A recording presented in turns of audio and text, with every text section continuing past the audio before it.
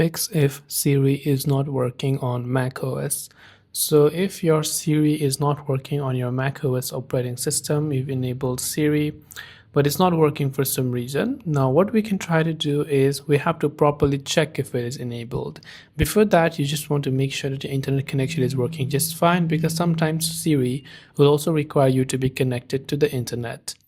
Now you open up your system settings. Then on the left hand side, you can see Apple Intelligence and Siri.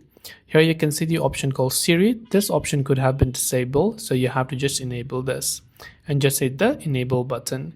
Now you might also have a keyboard shortcut basically, and you also want to make sure that your keyboard shortcut is properly selected, and then only you'll be able to go ahead and then enable Siri.